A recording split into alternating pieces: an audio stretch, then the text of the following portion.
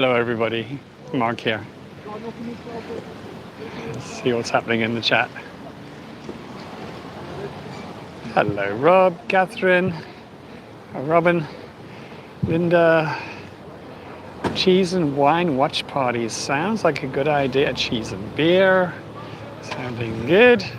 Hello Tish, hello Susan, Tony, hi, welcome. And Ruth, hi, nice to see you.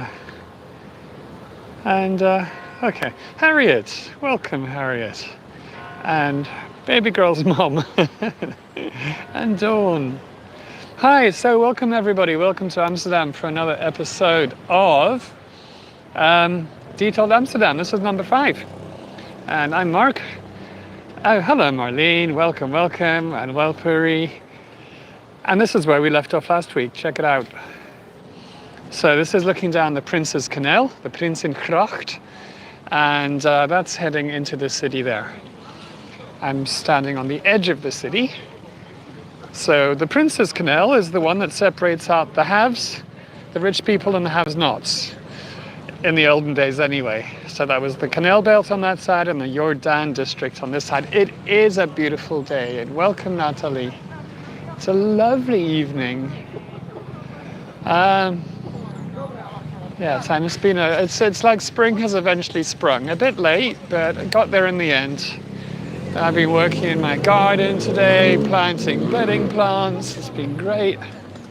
And just about getting run over by bicycles.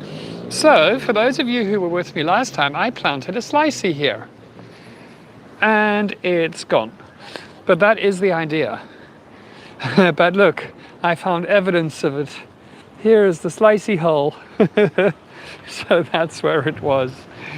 And so hopefully it's gone and found a new home. Somebody picked it up and took it home, and it's making them smile. That's the idea of them. Okay, so this is a nice part of the street, this second part. I'm really looking forward to today. So, welcome Nancy, hi. So, what I wanted to start off with was a street sign. And, so this street here, last week we were, I'm not going to swing the camera around, but we were just down to, on that way, and it was called Haarlemmerstraat. This section of the street is called Haarlemmerdijk, which means, obviously, Haarlemmerdijk. And gosh, it's really busy with bicycles. I can hardly cross. Okay, so let's get a bit closer so you can see there's some other things written up here as well. It says Scheepvaartbuurt, which means maritime neighborhood. And then the other thing it says here is Leukste Winkelstraat 2011. So the nicest shopping street in 2011, and that is a prize they won by NL Netherlands Streets Awards. So it really is a nice street, and you'll see that. And yes, absolutely, the picture of the boat up there, this is a Gable stone, and it says D and then B-U-Y-S.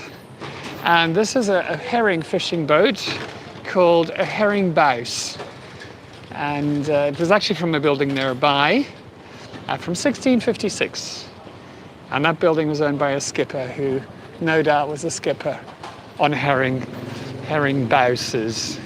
And the ship has its nets out. You can see it's dragging the nets on the side. It's got a small sail up at the back, and that keeps the bow facing towards the wind. Did I see somebody say hello, Lee? It's my friend Lee here, my work wife. Lee, here's something just for you. Hello, Lee.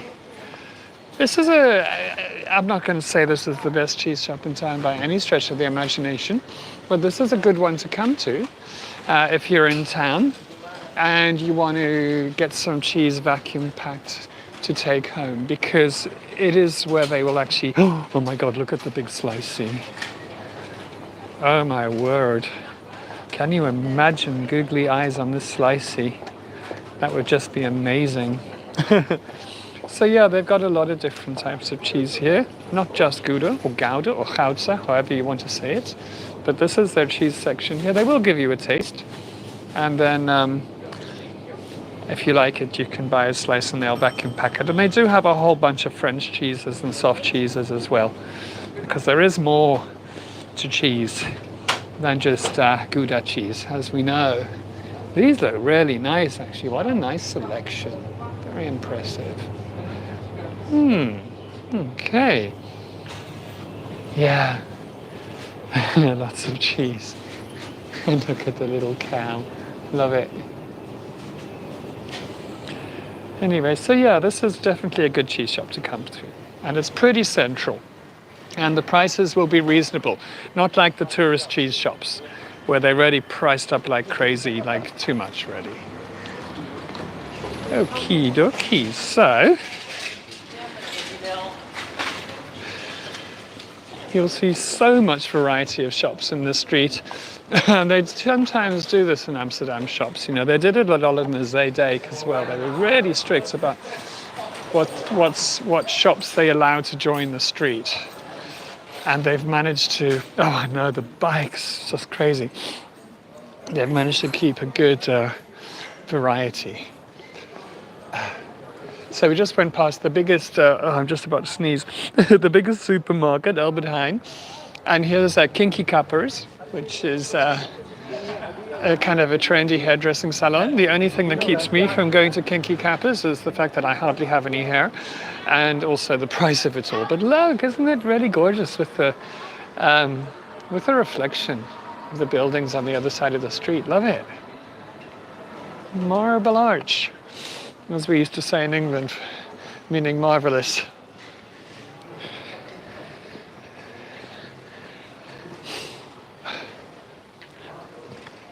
So, chocolate and ice cream shop and underwear shop and fries shops and Indian restaurants, and I'm actually wondering if there are any duplicates in the street or if they've just got one of everything, because it feels like it's just one of everything at the moment.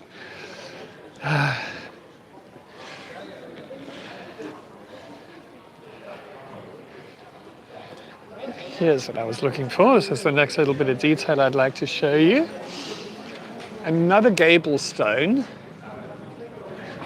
Ice cream. My best friend has an ice cream store here. Okay, let's see how well you can see this. This here is Jupiter. Oops, let me just zoom out just a wee bit.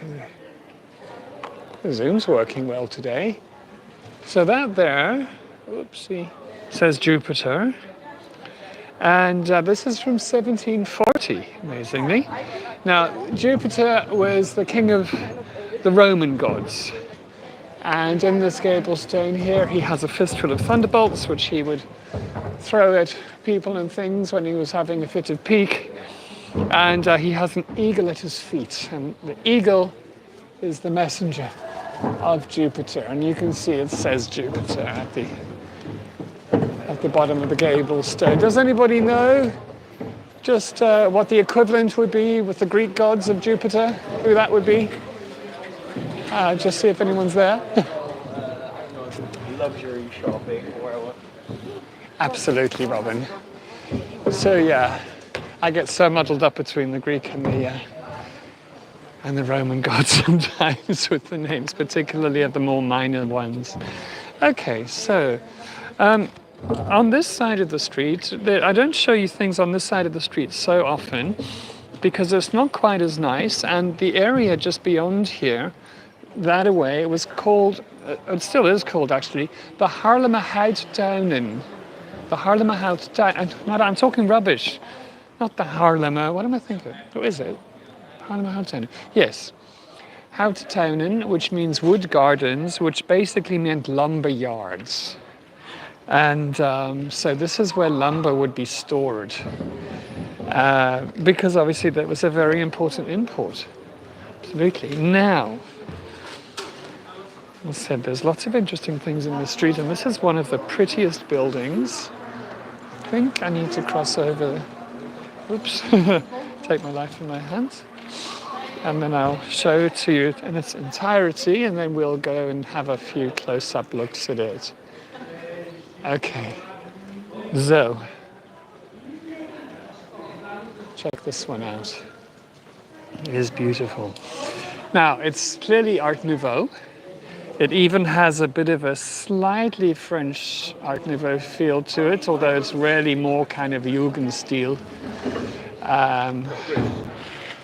And certainly if you look over there, you know, the kind of the whiplash details on the windows, that's got that slightly more sort of French feel to it, I think.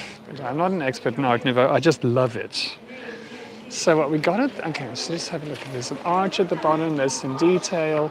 We'll have a look at that closer up. There's some writing in the middle. And then interestingly at the top, there's this kind of slightly Gothic looking tower. And it's not symmetrical at the top. So they decided to break the symmetry of the building, which I think makes it quite interesting. That starts with this pilaster here, going up. Okay, so. The arch is called a segmental arch. That's just the name of this kind of scooped arch. The details are just so beautiful, aren't they? With Art Nouveau, I wish there were more. Check out these here. Are actually the bolts that go through to the wall anchors. So they would be anchoring the wall to beams going along the building. And they're winged serpents. So winged serpents were often used, by the way, in European heraldry. So that's why. Yeah, but look, they've actually got wings. How cool is that? And look, they're kitty cats. Okay, so here is the name of the person whose shop it was. It's N. Roeraarde. I'm loving these reflections in the windows. And these here, there's a cat on either side. A cat with a very long tongue, okay? But according to the literature, it's a cat. It looks like a slight cross between a cat and a dragon. Can you see it there? So there we got our little kitty cat detail. I can't decide if this is original or somebody added it on later. Have a look at this. This kind of figure in slightly military uniform with a, how do you say, a telescope. Not too sure. You know, the reflections are great. And then here, look at these, are two of the nicest bits of detail here. So we've got a seal, and there's fish, all fish motifs, because this was a fish and a fruit sellers. Heel mooi en heel prachtig natuurlijk. And then this one over here just really goes to town.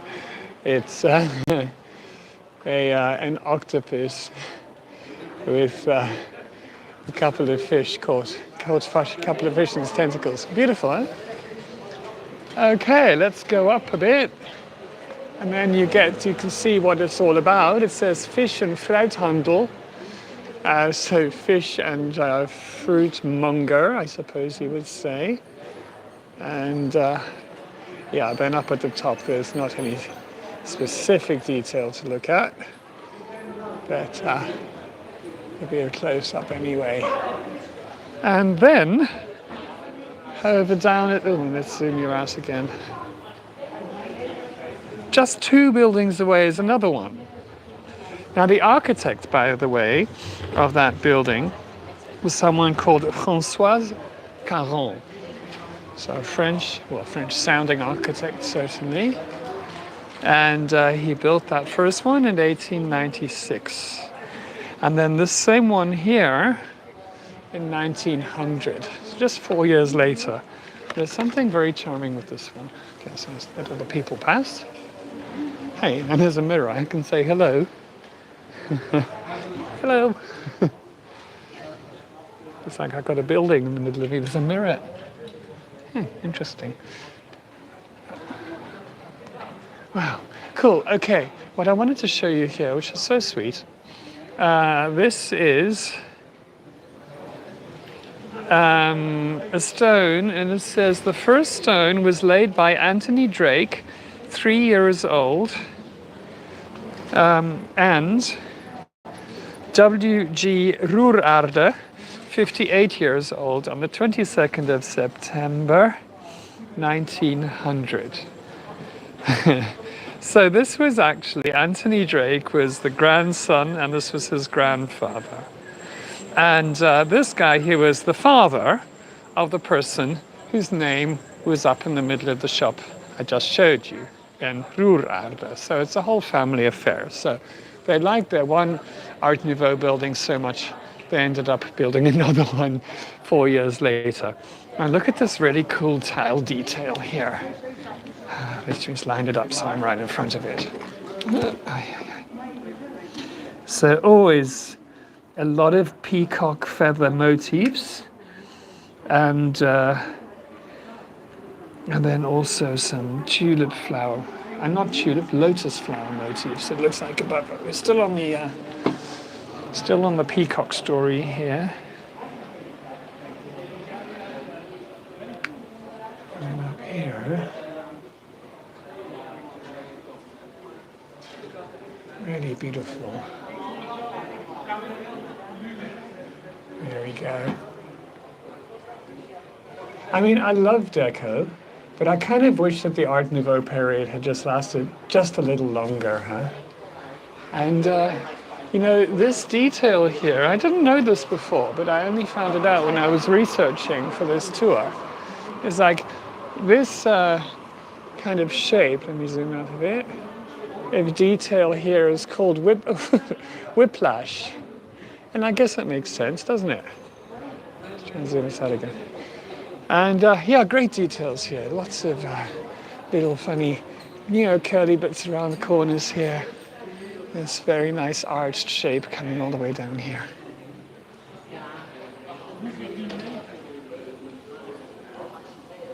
Voila. And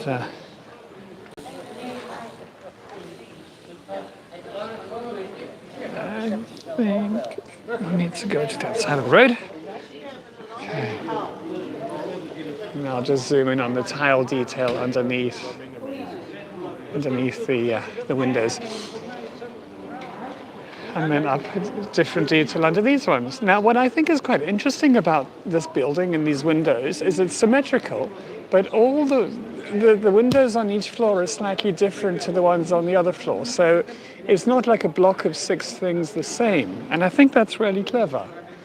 It's just a bit different, which sort of definitely adds, I think anyway, a sort of a richness, kind of intrigues your eyes.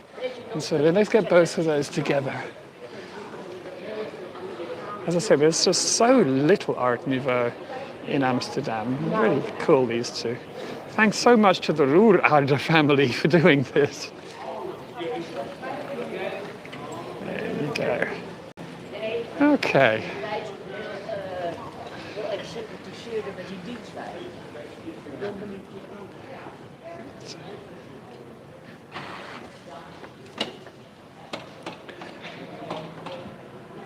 Beautiful, look, so pretty. And actually, yeah, here we have kind of Dutch Renaissance, Louis XIV, Louis XV, all next to each other, and Art Nouveau to boot. It's unusual. As I said, lots of nice little shops here. There's this one here, which has got all sorts of fun stuff. I love these chairs. I wish they weren't €100. But I suppose there's a whole lot of work involved in doing them. These are all knotted.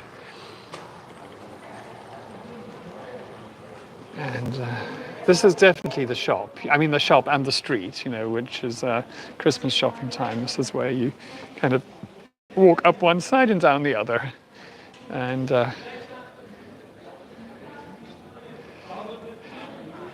okay, and there's a lovely flower. Oh, there's, just to give you an idea of the variety. So we've got a specialty coffee and tea shop there. We have a fancy florist shop here. It's probably closed today on Mondays. Quite a few things are, so they don't have a really wonderful display for us to look at. Sometimes when they've just closed, you see a lot more. I went to a market this morning on the Amstelveld. It's a Monday morning market with flowers and plants. And it was just great. Stocked up with so many plants for the garden. Oh, this is a really great place here. Sla. Sla means salad. And they serve salads, and just really great bowls of salads. They have a few branches in town, so it's like the perfect lunch if you're doing a lot and you don't want to fill up too much. Definitely love Sla. Please, I wouldn't be the one to clean those windows. Yeah, and here is a poulière, so basically a chicken butcher, and there's so many lovely shops. Beauticians. Gift shop. I see the wine shop is closed down, which is a shame. It didn't quite make it. Okay, let me just make sure I don't miss where I want to turn. No, it's not this one, it's the next one. Okay.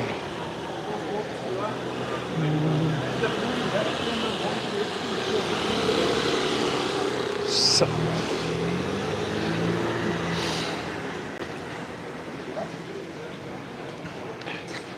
Just passing little grocers stores. There's an office supply shop here.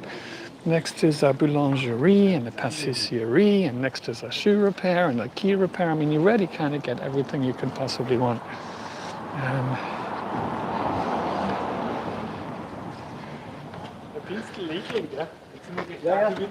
Opticians, a booze store, and then this is what I mean about it's not so pretty on the other side. These blocks kind of repeat themselves. So there's these type of modern kind of blocks, and it goes quite some way back. You know, there's children's playgrounds and all sorts of buildings, and it's like a little maze once you go in here. So it's probably quite a nice community. It just doesn't look that nice compared to everything else that's around here. Oh, here's a Gable stone I wanted to point out to you. It says, in its lange dijk, and it's a Gable stone, and it shows a town, and it's got like 4 churches. This was actually from in 1602. There was a skipper of barges who moved to Amsterdam, and he came from the village of Lange Dijk. And in 1632, he had these houses built, and he no doubt chose these Gable stones as what to have on the houses. And but he said to the person who designed them could just go wild, and actually merged 4 villages near where this guy came from, and put those 4 villages all into one Gable stone. Because why not? And this one's got the Dutch Lion on the right and the Amsterdam City Crest on the left, and of course some windmills in the front. Really weird top of this building here. It's kind of very schizophrenic. They kind of wanted to go neoclassical, but then there was a bit sticking up, so they kind of broke it, and it's just very, very disjointed. And a little bit more kind of Art Nouveau feeling here. So, I mean, I've just shown you a couple of them, but there are more in the street as well.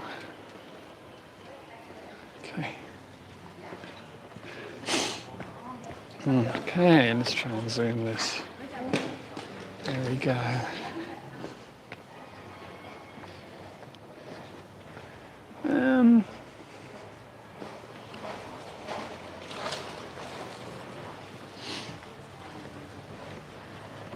I'm kind of slightly intrigued by this, and I don't know how it works.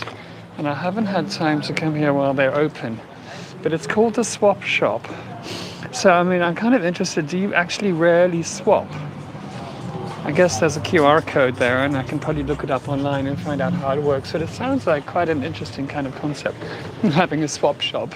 And very strange to have it, like right in a town. Normally I'd expect that in some far-flung corner of a park or something,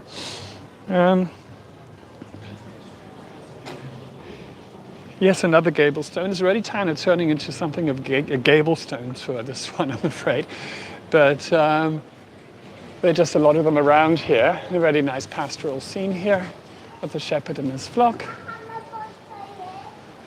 Now the thing with these gable stones, I don't know if I've ever really explained it properly, is that they only introduced street numbers on buildings in about 1800.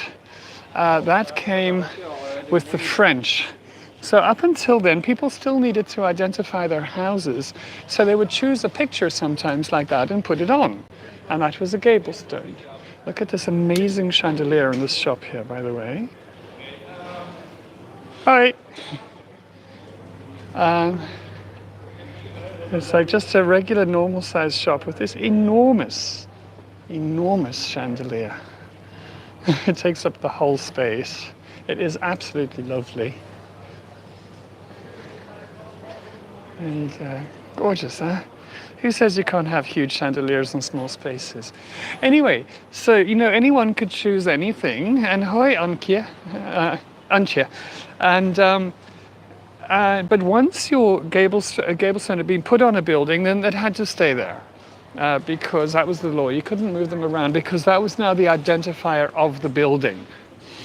And that's how you end up sometimes with gable stones on buildings that have no relation at all to the people who live there or the activity that's carried out there. And I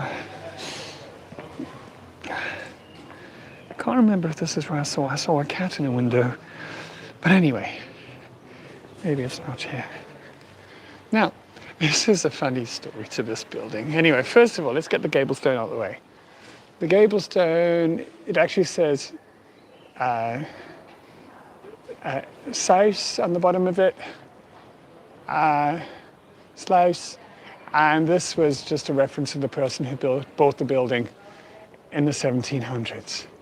But what I think is kind of funny is that in the 1800s, so 1885, which it handily says here on the building side, it was bought by this German guy. And his name was Ferdinand Holthaus, rather, the more like the German way. And he ran a shop here selling work clothes and underwear. Now, in those days, this is on the edge of the Jordaan district. Huh? So the people in the Jordaan district used to give each other nicknames the whole time. It was just how they did things then. And his nickname, because he was German, was De Mof. Now this is a bit rude, really. So for anyone Dutch on board, Natalie, would you say De Mof, to call somebody a Mof is a bit rude? I mean, it's not super duper rude, but any Dutch people, what do you think about using the word Mof? Anyway, he embraced it, and he just decided to actually name his shop that. And it was in his family for over 100 years. Quite something, really. And yeah, then it was bought by somebody else, and but they kept the name of it. And yeah, so anyway, so I think it's a bit like saying kraut in English. It's not a nice word, but it's kind of funny that he embraced it so much. And here it has the royal warrant. So that's kind of something of a status symbol. So yeah, that's the Mof Amsterdam. I'd always wondered why on earth it had such a weird name, and then researching this tour I found out. Okay. Which is kind of the fun thing about researching tours, I guess.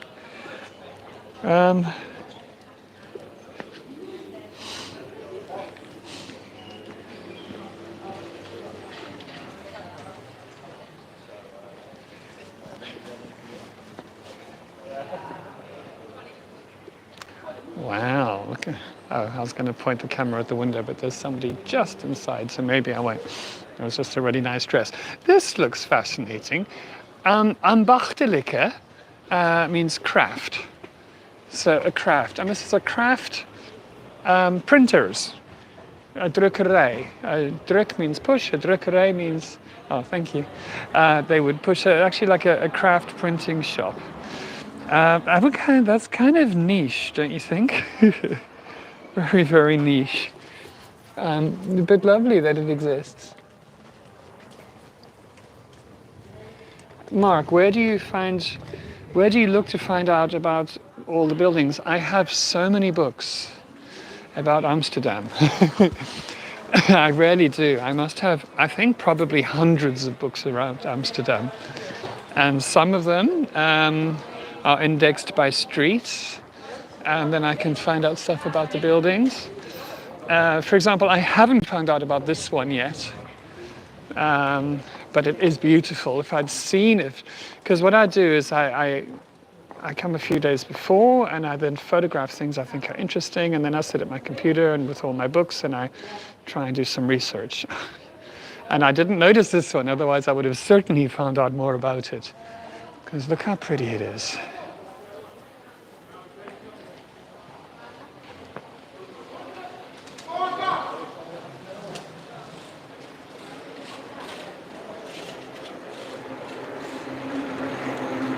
And then there's a really nice picture further up. By the way, I'm sure most of you know this anyway, but on Thursday, Lee and I and Patrick Toomey and Dave Kavanagh are doing a tour together on a boat. And I'm doing it on a platform called Hopper Tour. I've worked for them for ages, and they stream in full HD. Now, if I was zoomed in on this on Hopper Tour, you would see every single little detail in that woman's face.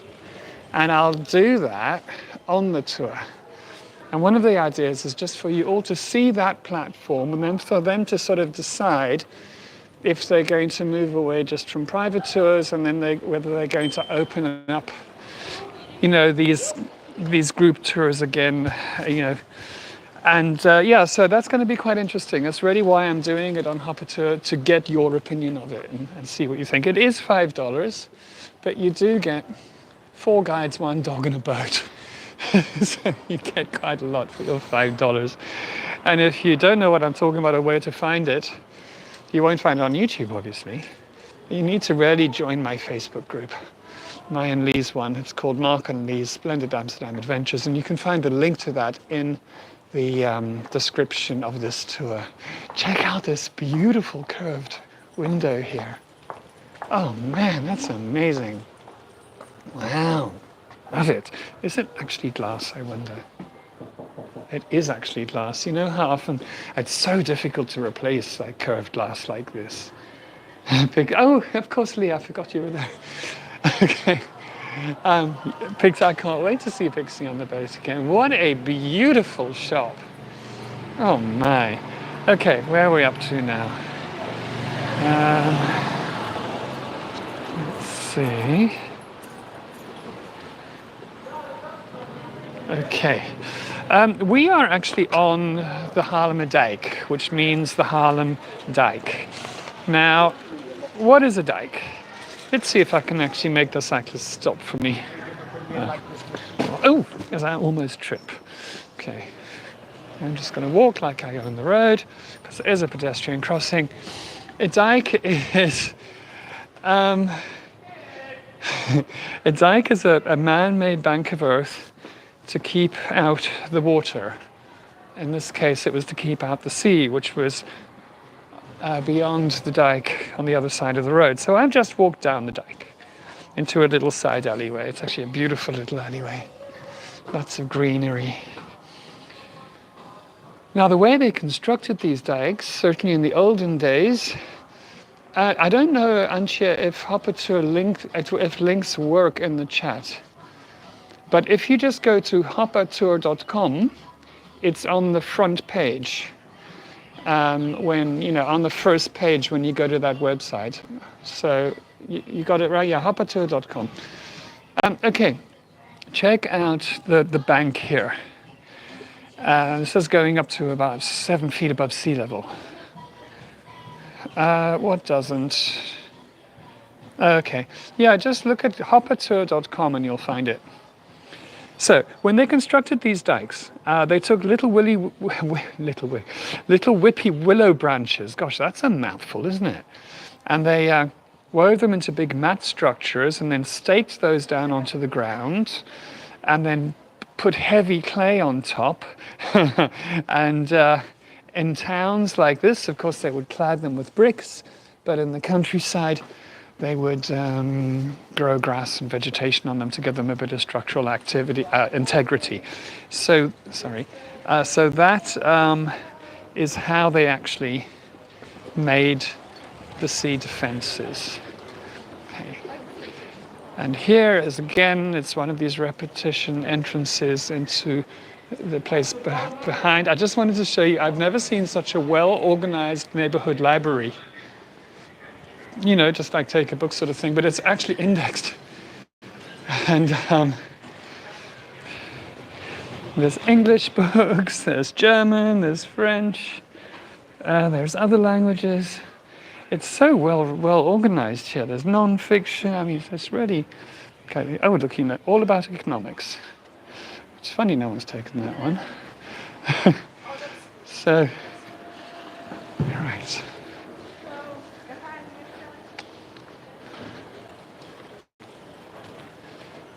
This is a good hack to know. When you're in Amsterdam and you need to use an ATM, if it says ATM, don't go near it. Okay, never put your card in one of these things. They will absolutely fleece you with a terrible exchange rate and fees and stuff like that. There's only one kind of ATM to use in Amsterdam, and it says Geldmaat on it, and I will show that on a future tour. But a good rule of thumb is if it says ATM, don't go near it. Okay. Now, the movies. This is so famous. This is Amsterdam's oldest movie theatre. It's been around since 1912. And so it officially makes it the oldest. And it was in the same, it was called various names actually, and then it changed name. It became known as the Movies in 1970. And it's got a really, really wonderful Art Deco interior. But also that was added by the guy who bought it in 1970. It's worth Googling. The Movies, Haarlemmerdijk, and then look at images and you'll see the interior. It's absolutely gorgeous. They show art house films and documentaries, and as they word it, better Hollywood productions. Sounds kind of wonderfully opinionated. Let's see if I can just peek inside.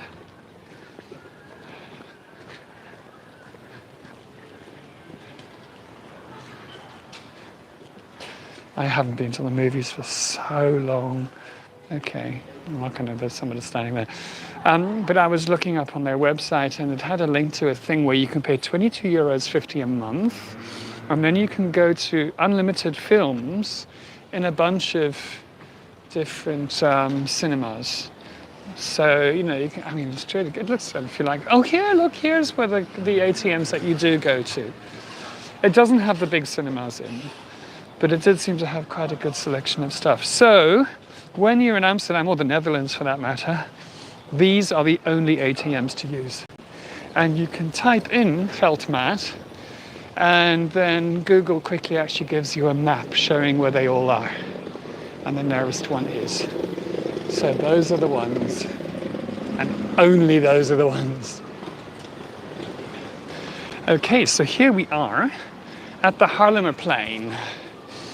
Now, lots of things on the Haarlemmerplein. First of all, this was the edge of the old town, and it's pointing towards Haarlem. That's why it's called the Haarlemmerplein. And this was where people would leave their horses and carriages and park them here and then go into town without them. So it was like a park and ride, basically, from hundreds of years ago. Oh my goodness. Right, here we go. And they've made, I mean, it's changed from time to time. It's certainly a bit bigger at the moment.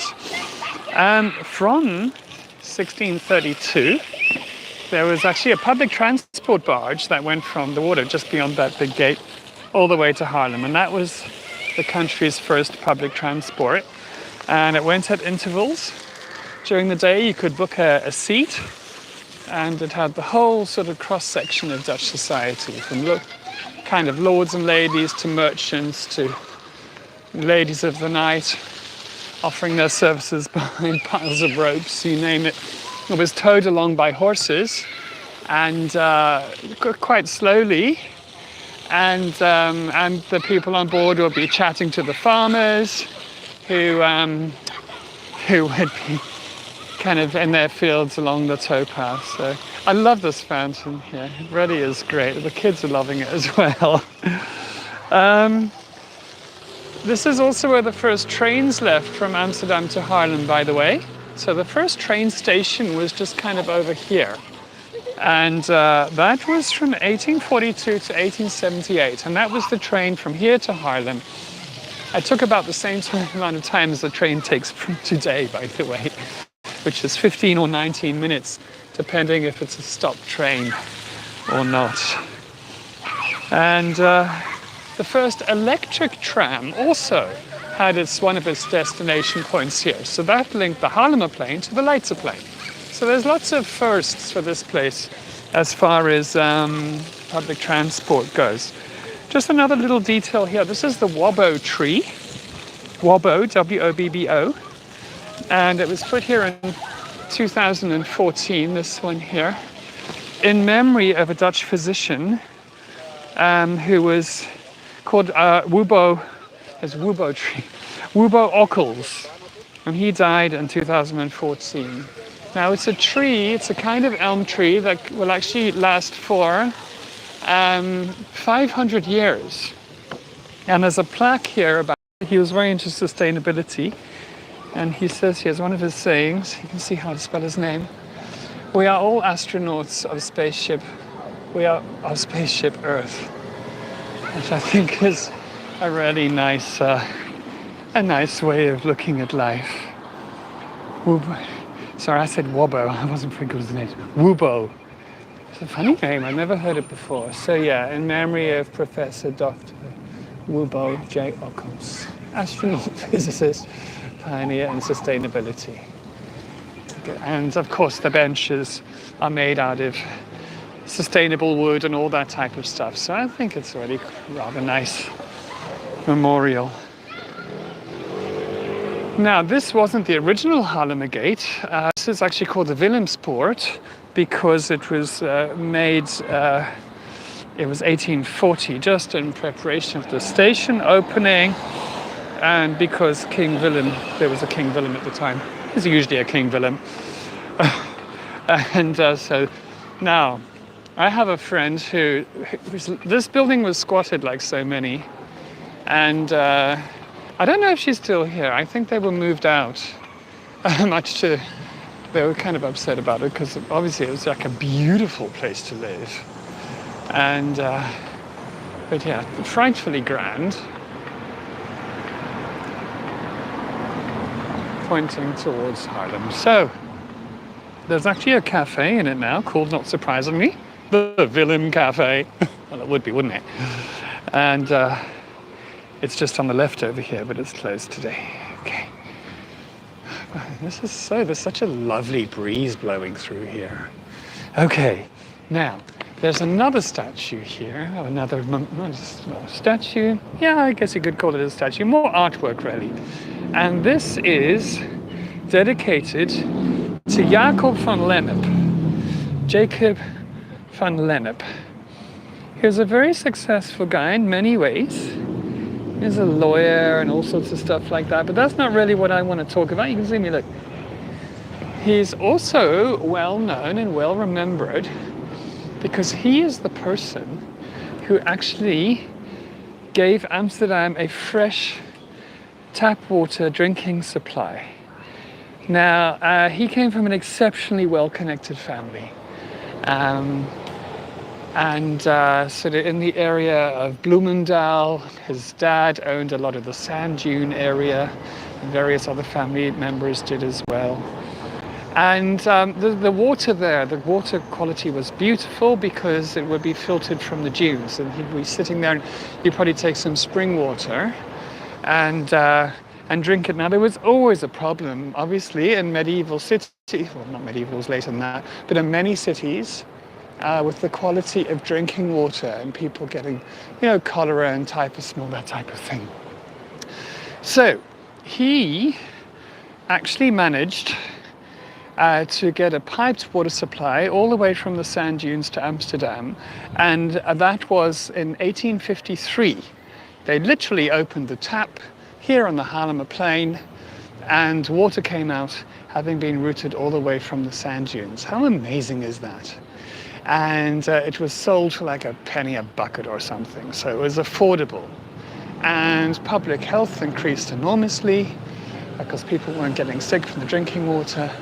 And very quickly, the grand houses of the canal belt and the rich families sort of linked into it with a piped supply, and so was Amsterdam's water supply born.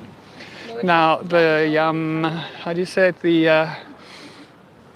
The pipes that he laid, that pipe was still in use until 2017. Can you believe it? Crazy, huh? No, the water certainly wasn't salt. There's about 2 miles wide of dunes along the west coast of the country, and rain would fall in there, and then that would filter down through. They wooded dunes as well, so filter down through the subterranean levels and be purified naturally in that way, and then come out as a spring. So what they do now is they actually pump water in there from the Rhine River, and 2/3 of Amsterdam's tap water supply still comes from there. So they pump it in. Actually, first they treat it, then they pump it into this big channel system in the dunes. It's wonderful for walking around. I love going there. And it's crystal clear water. And it takes 3 months. It's a continuous process as that water sort of percolates through the dunes, and then they pump it out sort of subterraneanly, and then they actually filter it again, and then it comes out our tap. And we drink it, shower with it, and flush it down the toilet. It seems criminal, really, when you think of how much effort goes into purifying it. So yeah, that's Amsterdam's water supply. So I told you it was going to be interesting. I love this street. I love this part of town. And I realize I haven't done the quiz. So if you want to win a slicey, here's the slicey. Okay. And the quiz question, I thought about it earlier, is this. So the first person to get the quiz right wins the slicey, and I'll post it to you. Earlier, I showed you some Gable stones, and I showed you a Gable stone that had a picture of a Roman god. Which god was that? The Roman god. Jupiter. Oh, but Marlene, you have a slicey already. Okay. So you need to decide if you want a second one or if you want to give it to Dawn.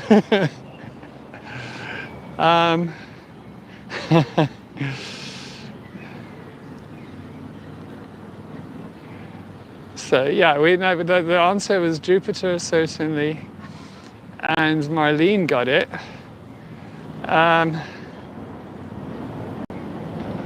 So, Marlene, would you like a second slicey, or would you like to relinquish your slicey?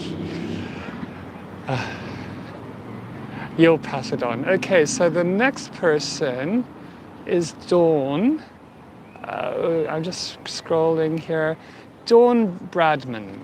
So Dawn, if you send me, if you're happy to, obviously, in my email, which is in the description, mark@thattimeguide.com, an address where you would like me to post it to, I will get that off to you. And the idea of them, if you haven't seen them before, is that they're just googly eyes on a cheese slicer. And I think they're funny and they make me smile. And then there's my sticker on the back of me with my pom-pom hat. So you can wiggle them. The idea is to put them in something.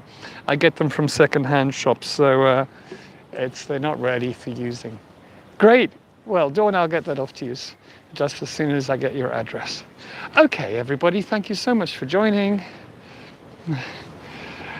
No, you can't buy one, Natalie. No, they don't get sold.